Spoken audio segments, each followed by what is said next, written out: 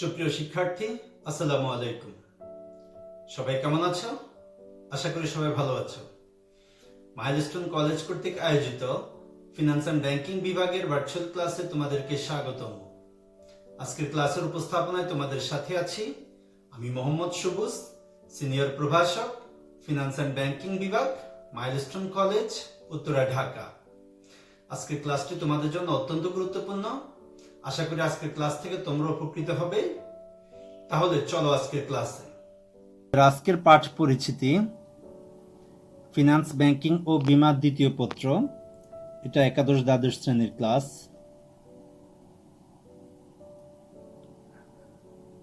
স্ক্রিনের ছবিটা লক্ষ্য করো। কতগুলো জীবন আমরা দুটি হাতের মাঝে দেখতে পাচ্ছি, অর্থাৎ দুই বা ততোধিক ব্যক্তি কতগুলো জীবনকে তাদের জীবনের সমস্যায় এবং ঝুঁকিতে ভরসা দিচ্ছে। তো এ থেকে আমরা বুঝতে পারছি যে আমাদের আজকের পাঠ হবে একাদশ অধ্যায় জীবন বীমা। এটি আমাদের জীবন বীমা চ্যাপ্টারের দ্বিতীয় ক্লাস। বিগত ক্লাসে আমরা জীবন বীমার প্রকারভেদ সম্পর্কে জেনেছি। চলো আজকের ক্লাস থেকে আমরা কি কি জানতে পারবো বা কি কি শিখতে পারবো তা জেনে নিই। আজকের ক্লাস শেষে তোমরা জীবন বীমা চুক্তি সম্পাদন প্রক্রিয়া জানতে পারবে, প্রিমিয়ামের সংজ্ঞা ও প্রকারভেদ জানতে পারবে, জীবন বীমা প্রিমিয়ামের হার নির্ধারণের ক্ষেত্রে বিবেচ্য বিষয়সমূহ জানতে পারবে। এছাড়া আরো কিছু ছোটখাটো প্রশ্ন নিয়ে আমি তোমাদের সাথে আজকে আলোচনা করব। তো চলো প্রথমে আমরা জেনে নেই জীবন বীমা চুক্তির মাধ্যমে বীমাকারী বীমা গ্রহীতার জীবনের ঝুঁকি গ্রহণ করে। কতগুলো আনুষ্ঠানিকতার মধ্য দিয়ে বীমাকারী ও বীমা গ্রহীতার মধ্যে এই চুক্তি সম্পাদিত হয়। জীবন বীমা চুক্তি সম্পাদনের জন্য নিম্নোক্ত প্রক্রিয়া অনুসরণ করা হয়। অর্থাৎ আমরা যদি একটি জীবন বীমা পলিসি গ্রহণ করতে যাই তাহলে তুমি কোন প্রক্রিয়ার মধ্য দিয়ে যাবে, কিভাবে জীবন বীমা পলিসিটি গ্রহণ করা হবে বা পলিসিটি সম্পন্ন হবে। প্রথমে হলো প্রস্তাব দান। কোনো ব্যক্তি যদি জীবন বীমা পলিসি গ্রহণ করতে চায় তাহলে তাকে বীমা কোম্পানির অফিস থেকে বা বীমা প্রতিনিধির নিকট থেকে সর্বপ্রথমে ছাপানো বীমা প্রস্তাব ফর্ম সংগ্রহ করতে হবে। এরূপ প্রস্তাব ফর্ম দু ধরনের হয়ে থাকে। একটা হলো ডাক্তারি পরীক্ষাযুক্ত প্রস্তাব ফর্ম, আর 2 নম্বর হলো ডাক্তারি পরীক্ষাবিহীন প্রস্তাব ফর্ম। সাধারণত বড় অঙ্কের বীমা যদি হয় তাহলে সেক্ষেত্রে ডাক্তারি পরীক্ষাযুক্ত প্রস্তাব ফর্ম সংগ্রহ করা হয়, আর যদি বীমাকৃত অঙ্কটি ছোট হয় তাহলে ডাক্তারি পরীক্ষাবিহীন প্রস্তাব ফর্ম সংগ্রহ করা হয়। এই প্রস্তাব ফর্ম সংগ্রহ করার পর তা যথাযথভাবে পূরণ করে বীমা কোম্পানিকে জমা দিলে তা প্রস্তাব হিসেবে গ্রহণ হবে। প্রস্তাব ফর্মে বীমাপত্র গ্রহণ ইচ্ছুক ব্যক্তির পরিচয়, বয়স, পেশা, শারীরিক সুস্থতা, বীমাপত্রের ধরন, বীমাকৃত অঙ্কের পরিমাণ, প্রয়োজনীয় তথ্য সম্বলিত প্রশ্নমালা সন্নিবেশিত থাকবে। এর উপর ভিত্তি করে বীমা প্রস্তাব গ্রহণ, প্রিমিয়াম নির্ধারণ ইত্যাদি বিষয় নির্ধারিত হয়ে থাকবে। 2 নম্বরে হলো প্রস্তাব বিবেচনা। প্রস্তাব পাওয়ার পর বীমা কোম্পানি তা বিশেষভাবে পর্যালোচনা করে। এক্ষেত্রে প্রস্তাবকারীর পেশা, বয়স, স্বাস্থ্যগত অবস্থা, শারীরিক অবস্থা, আর্থিক অবস্থা, পেশার ঝুঁকি, পরিবেশ ইত্যাদি বিষয় বিবেচনা করে।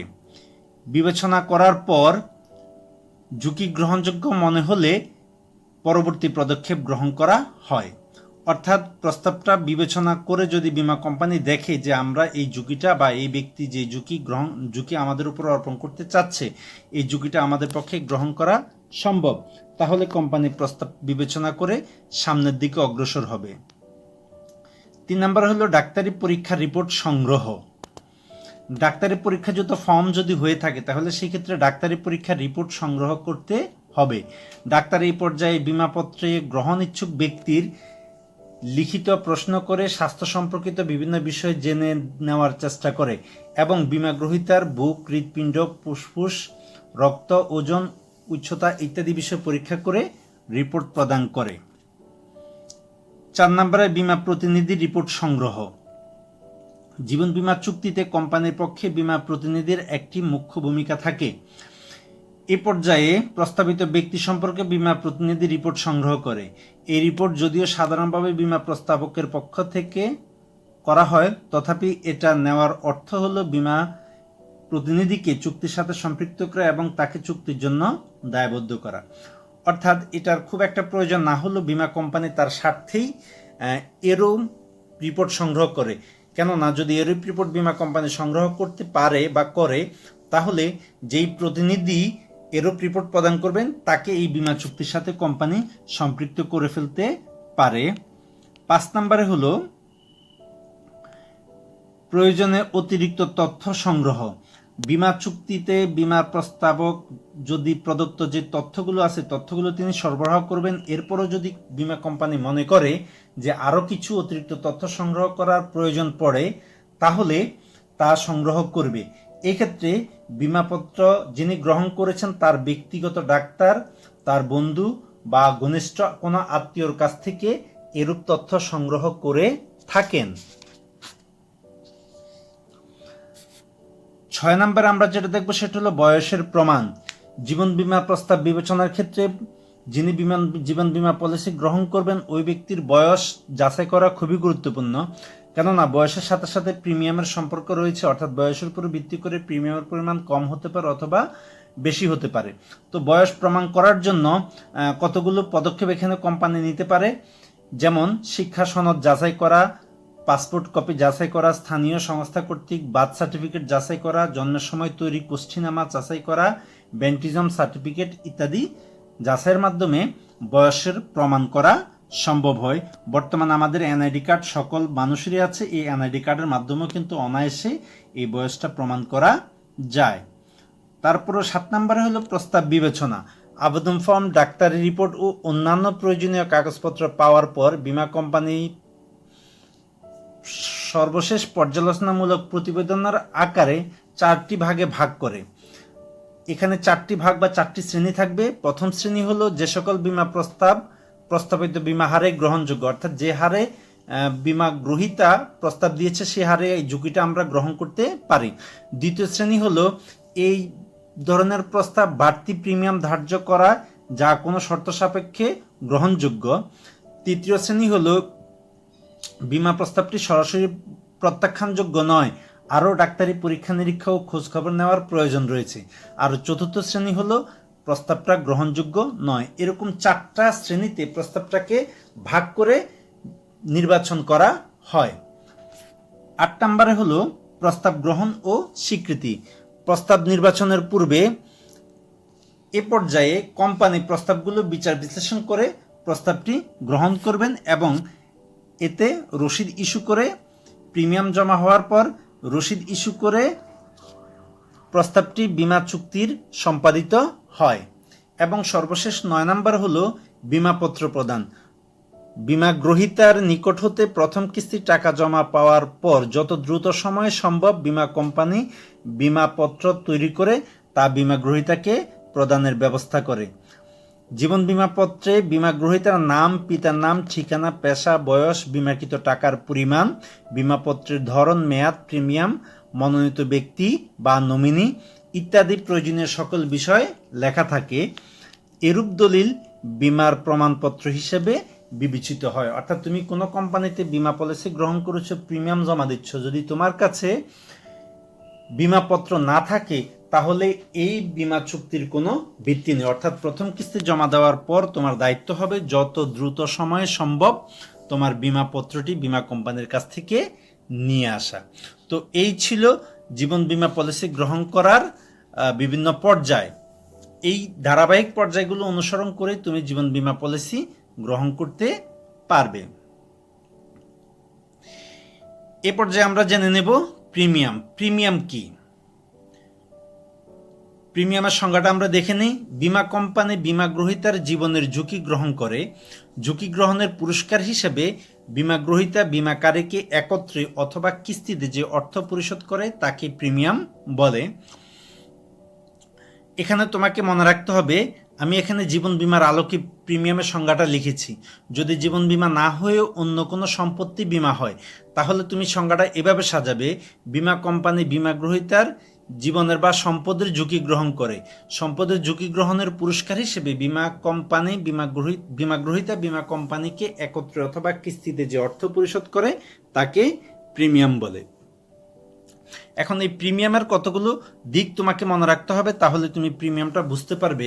বীমা গ্রহীতা বীমা কোম্পানিকে প্রিমিয়াম প্রদান করে। কে প্রিমিয়াম প্রদান করে, কাকে প্রদান করে? যিনি বীমা পলিসি গ্রহণ করেছেন অর্থাৎ বীমা করেছেন, তিনি বীমা কোম্পানিকে প্রিমিয়াম প্রদান করবেন।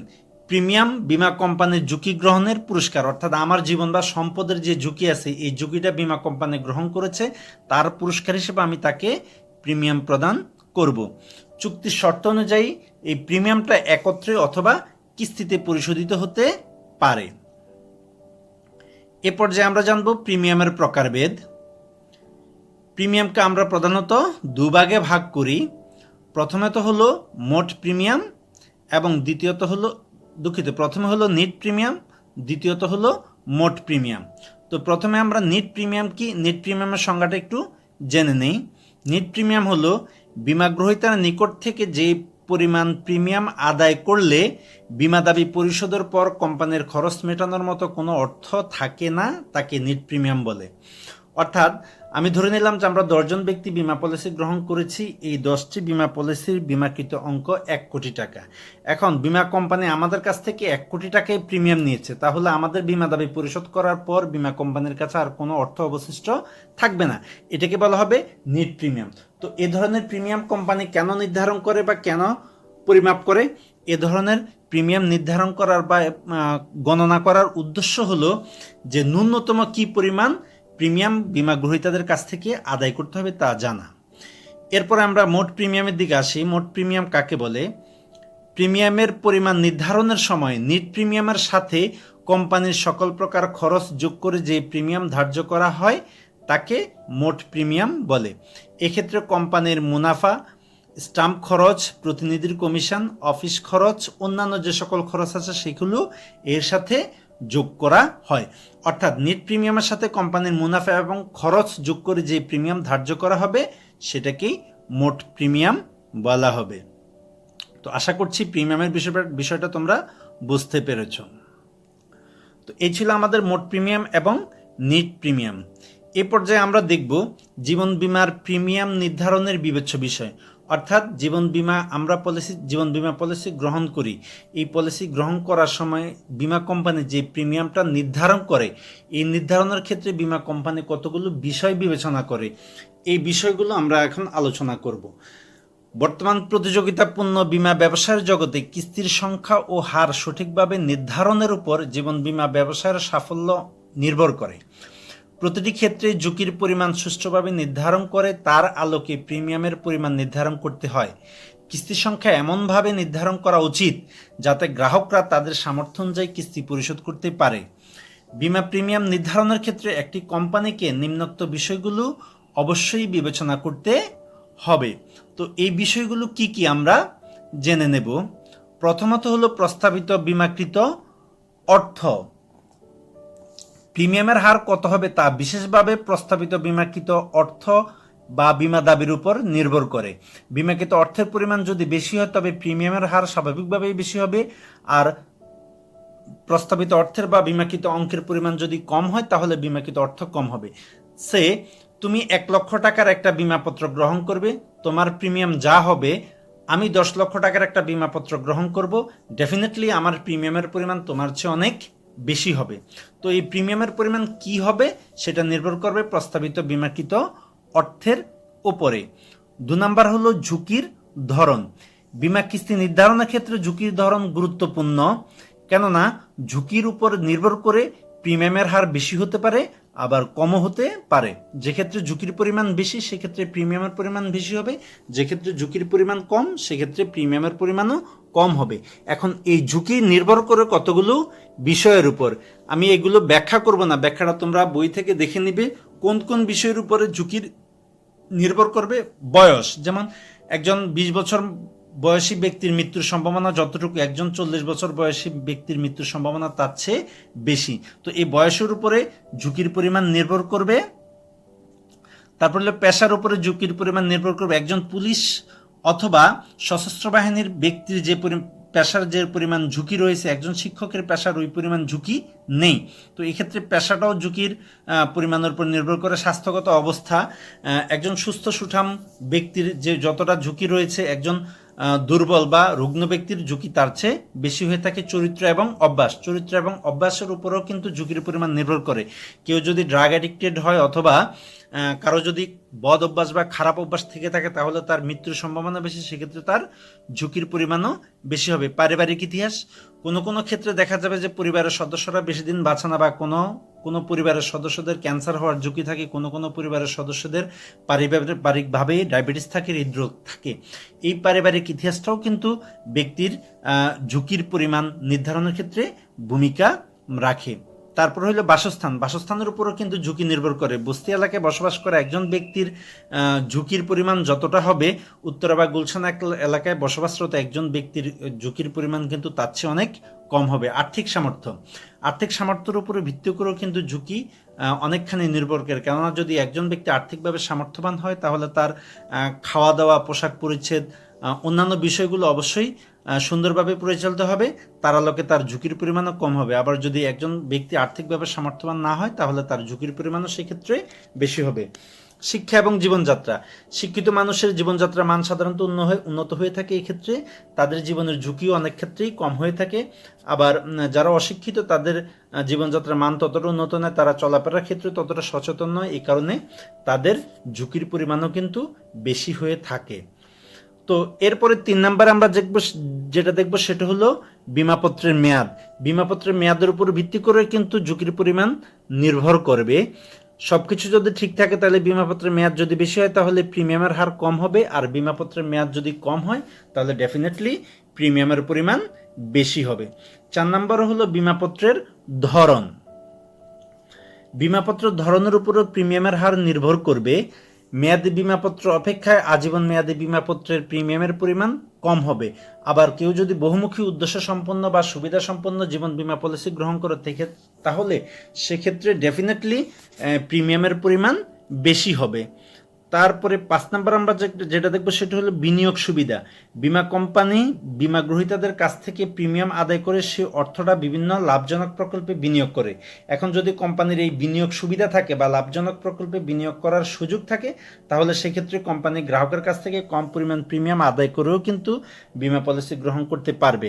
আর যদি এই ধরনের বিনিয়োগ সুবিধা না থাকে তাহলে কিন্তু বীমা কোম্পানি প্রিমিয়ামের পরিমাণ বেশি ধার্য করবে, কেননা ওই অর্থটা প্রিমিয়াম হিসেবে প্রাপ্ত অর্থটা বীমা কোম্পানি বিনিয়োগ করে সেখান থেকে মুনাফা অর্জন করতে পারবে না। 6 নাম্বার আমরা যা দেখবো সেটা হলো ব্যবস্থাপনা খরচ। প্রিমিয়ামের হার নির্ধারণের ক্ষেত্রে ব্যবস্থাপনা খরচ ভূমিকা রাখে। কোনো বীমা কোম্পানির যদি ব্যবস্থাপনা খরচের পরিমাণ মাত্রাতিরিক্ত বেশি হয় বা অনেক বেশি হয় সেই ক্ষেত্রে প্রিমিয়ামের পরিমাণ কিন্তু বেশি হবে, কেননা কোম্পানির এই খরচটা বীমা গ্রহীতাকেই বহন করতে হবে। তো এই ব্যবস্থাপনা খরচটাও কিন্তু বীমা প্রিমিয়াম নির্ধারণের ক্ষেত্রে ভূমিকা রাখে। তো এই ছিল বীমার প্রিমিয়ামের পরিমাণ বা হার নির্ধারণের ক্ষেত্রে বিবেচ্য বিষয়সমূহ। আশা করছি তোমরা বুঝতে পেরেছ। সৃজনশীল প্রশ্ন বা জ্ঞানমূলক প্রশ্ন অথবা অবজেক্টিভ যেভাবে আসুক তোমরা এগুলো ব্যাখ্যা করতে পারবে। বিমাপত্রের মেয়াদটা আমরা অলরেডি আলোচনা করেছি, এটার আলোচনা করব না। তো চলো আমরা এরপরের টপিকটাতে যাই, দেখি এরপরে তোমাদের জন্য কি টপিক রেখেছি। এরপর আমরা রেখেছি বোনাস। বোনাসটা তোমাদের জন্য খুবই ইন্টারেস্টিং, কেননা তোমরা বোনাস বলতে বুঝো 50 টাকায় 70 টাকা রিচার্জ হয়েছে, অর্থাৎ 50 টাকা দিয়ে রিচার্জ করছি, আমি আরো 20 টাকা বোনাস পেয়েছি। তোমরা মূলত বোনাস বলতে এটাই বোঝো। আসলে বোনাস বলতে শুধু এটাকেই বোঝায় না, বিমার ভাষায় বোনাস একটু ভিন্নভাবে ব্যবহৃত হয়ে থাকে। মুনাফাযুক্ত বীমা পলিসি গ্রহীতাদের বীমা কোম্পানি বছর শেষে তাদের মুনাফার একটি অংশ বণ্টন করে দেয়, একেই বীমার ক্ষেত্রে বা জীবন বীমার বোনাস বলা হয়ে থাকে। আবার যদি আমরা অন্যভাবে এটাকে সাজাই তো অন্যভাবে বলা যায় বীমা গ্রহীতা বীমা কোম্পানির কাছ থেকে তাদের নিট মুনাফার যে অংশ পায় তাকে বোনাস বলে। অর্থাৎ তুমি বীমা পলিসি গ্রহণ করার সময় যদি মুনাফাযুক্ত বীমা পলিসি গ্রহণ করো তাহলে কোম্পানির প্রতি বছরের যে মুনাফা হয় সেই মুনাফার একটা অংশ এই মুনাফাযুক্ত বীমা পলিসি গ্রহীতাদেরকে প্রদান করবে। যতটুকু তুমি বাড়তি অর্থ বীমা কোম্পানির কাছ থেকে বা বীমা কোম্পানির নেট মুনাফার পাবে সেটাকে আমরা বোনাস বলে থাকি। তো বোনাস হলো বীমা কোম্পানির নেট মুনাফার অংশ।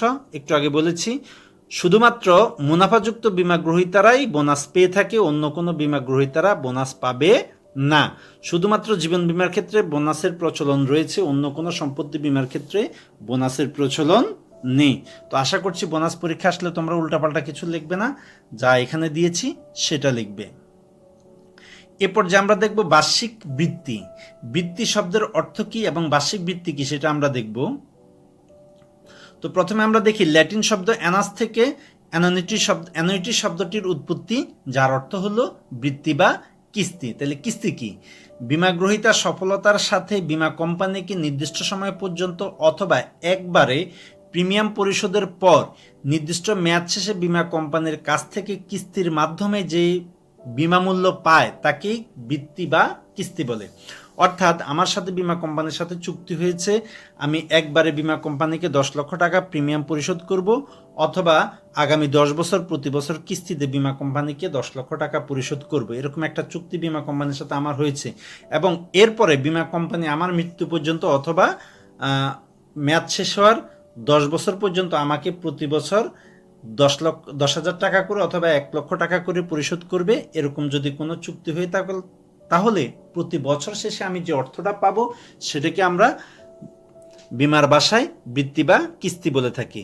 বৃত্তি বা কিস্তি হলো বীমাকৃত অঙ্ক, অর্থাৎ আমি যে 10 লক্ষ টাকার বীমা করেছি সেটার কিস্তি হলো ওই 10 লক্ষ টাকার একটা অংশ যা আমি প্রতি বছরে পাবো। এরূপ বৃত্তি বা কিস্তি প্রতি বছর পাওয়া যায়। সাধারণত এই বৃত্তি বা কিস্তিটা আমরা বছরে একবার পেয়ে থাকি। চুক্তির শর্ত অনুযায়ী নির্দিষ্ট সময় পর্যন্ত অথবা আমৃত্যু বৃত্তি পেয়ে থাকি। অর্থাৎ তোমার সাথে বীমা কোম্পানির যেভাবে চুক্তি হয়েছে সেই চুক্তির আলোকে কিন্তু তুমি এই বৃত্তিটা পেয়ে থাকবে। এরপরে আমরা দেখব সমর্পণ মূল্য। সমর্পণ মূল্য কি? এটা খুবই গুরুত্বপূর্ণ একটা বিষয় এবং এটা সচরাচর পরীক্ষায় আসে। আমি উদাহরণ সহকারে বিষয়টা বোঝানোর চেষ্টা করব। জীবন বীমা পলিসি খোলার পর বীমা গ্রহীতা যদি কোনো কারণে ওই পলিসিটি চালিয়ে নিতে ব্যর্থ হয় বা অনিচ্ছুক হয়, তখন বীমা পলিসিটি বীমা কোম্পানির কাছে অর্পণ করে বীমা গ্রহীতা যে অর্থ ফেরত পেয়ে থাকে তাকেই সমর্পণ মূল্য বলে। সমর্পণ মূল্য পাওয়ার অন্যতম প্রধান শর্ত হলো ন্যূনতম 2 বছর বীমা কিস্তি পরিশোধ করতে হবে। এখন আমি একটা উদাহরণ দেই, তাহলে তুমি বিষয়টা পরিষ্কারভাবে বুঝতে পারবে।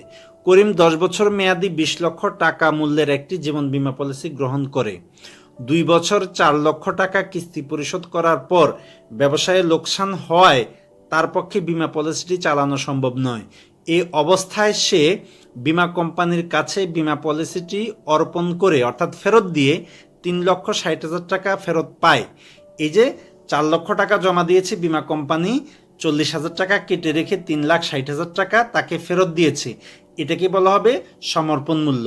এক্ষেত্রে মনে রাখতে হবে করিম যদি 2 বছর কিস্তি পরিশোধ না করতো তাহলে করিম কিন্তু এই সমর্পণ মূল্যটা পেত না। তো এর চেয়ে সহজ ভাষায় আর সমর্পণ মূল্য বোঝানো সম্ভব না। আশা করছি তোমরা সবাই বুঝতে পেরেছ। এরপর যে আমরা চলে এসেছি সর্বশেষ টপিকটাতে। এখন যেটা দেখব সেটা আমরা মৃত্যুহার পুঞ্জি। মৃত্যুহার পুঞ্জি কি এটা আমরা জানবো। এটা জীবন বীমা পলিসির ক্ষেত্রে বা জীবন বীমার জন্য অত্যন্ত গুরুত্বপূর্ণ একটা বিষয়। এটা পরীক্ষাও আসতে পারে, আসার সম্ভাবনা অনেক বেশি। আচ্ছা, তো প্রথমে মৃত্যুহার পুঞ্জির সংজ্ঞাটা আমরা দেখি। অতীত পরিসংখ্যান ও অভিজ্ঞতার আলোকে একটি নির্দিষ্ট বয়সের মানুষ প্রতি হাজারে কতজন মৃত্যুবরণ করে এই তথ্য সম্বলিত সারণীকে মৃত্যুহার পুঞ্জি বলে। অর্থাৎ এরকম একটা সারণী বা এরকম একটা তথ্য সংরক্ষণ বা সংগ্রহ করা হয় যে বাংলাদেশে 20 বছর বয়সের প্রতি হাজারে কতজন মানুষ মৃত্যুবরণ করে, 21 বছর বয়সের প্রতি হাজারে কতজন মানুষ মৃত্যুবরণ করে, 30 বছর বয়সের প্রতি হাজারে কতজন মানুষ মৃত্যুবরণ করে, এরকম তথ্য সম্বলিত একটা সারণী প্রস্তুত করা হয় যেটাকে আমরা মৃত্যুহার পুঞ্জি বলে থাকি। মৃত্যুহার পুঞ্জি জীবন বীমা ব্যবসায়ের মূল ভিত্তি। অর্থাৎ এই মৃত্যুহার পুঞ্জির উপর ভিত্তি করেই কিন্তু জীবন বীমা ব্যবসাটা গতিশীলতা পেয়েছে এবং আধুনিক হয়েছে, বিজ্ঞানসম্মত হয়েছে। মৃত্যুহার পুঞ্জি বৈজ্ঞানিক তথ্য সমৃদ্ধ, অর্থাৎ পুঙ্খানুপুঙ্খভাবে বিচার বিশ্লেষণ করে বৈজ্ঞানিক তথ্যের ভিত্তিতে এই মিথ্যারপঞ্জিটি প্রস্তুত করা হয়। অতীত পর্যবেক্ষণ থেকে মিথ্যারপঞ্জি তৈরি করা হয়, অর্থাৎ অতীতের যে অভিজ্ঞতা আমাদের আছে সেই অভিজ্ঞতার আলোকে বা অতীত যে তথ্য আছে সেই তথ্যের আলোকে মৃত্যুহারপঞ্জি তৈরি করা হয়। মৃত্যুহারপঞ্জি মৃত্যুর ঝুঁকি ও প্রিমিয়ামের পরিমাণ নির্ধারণে সহায়তা করে, অর্থাৎ বীমা কোম্পানি একজন ব্যক্তির যে ঝুঁকির পরিমাণ নিরূপণ করবে তার উপর ভিত্তি করে প্রিমিয়ামের পরিমাণ নিরূপণ করবে। সেক্ষেত্রে এই মৃত্যুর হার পঞ্জিটা তাকে পথ দেখায় বা লাইট হিসেবে কাজ করে। তো আশা করছি মৃত্যুহার পঞ্জিটা তোমরা বুঝতে পেরেছ। যদি অনুধাবনমূলক প্রশ্ন আছে এতটুকু লিখে দিলে তুমি 2-2 পেয়ে যাবে। তো এই পর্যায়ে তোমাদের জন্য আজকের বাড়ির কাজ। তো বাড়ির কাজ কি থাকবে সেটা দেখে নাও। বোনাস কাকে বলে, প্রিমিয়াম কাকে বলে ব্যাখ্যা করো, জীবন বীমা মৃত্যুহার পঞ্জির গুরুত্ব লেখো। জীবন বীমায় মৃত্যুহার পঞ্জির গুরুত্ব লেখো। এই 3টা প্রশ্নই তোমার পরবর্তী পরীক্ষা আসবে। আমি প্রশ্ন আউট করে দিলাম, সুতরাং ভালোভাবে 3টা প্রশ্ন মুখস্থ করে খাতায় লিখবে। ধৈর্য সহকারে আজকের ক্লাসটি দেখার জন্য তোমাদেরকে অসংখ্য ধন্যবাদ। আশা করি আজকের ক্লাস থেকে তোমরা উপকৃত হয়েছ। এই ক্লাসে যদি তোমাদের কোনো প্রশ্ন থাকে তাহলে তোমরা নির্দ্বিধায় আমাকে প্রশ্ন করতে পারো, অথবা আমাদের জুম ক্লাসে তোমরা প্রশ্নগুলো করতে পারো। আশা করি তোমাদের প্রশ্নের উত্তর দিয়ে তোমাদেরকে উপকৃত করতে পারবো। তাহলে সবাই ভালো থাকো, সুস্থ থাকো। সবার সুস্বাস্থ্য ও দীর্ঘায়ু কামনা করে আজকের মতো বিদায় নিচ্ছি। খোদা হাফেজ। আসসালামু আলাইকুম।